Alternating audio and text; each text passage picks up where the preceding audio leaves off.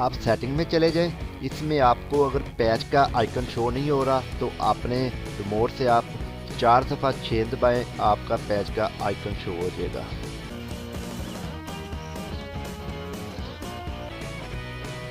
और आपने एडिट कर लेना है इसको, और नीचे आपको येलो कलर का एडिट का आइकन नज़र आ रहा है।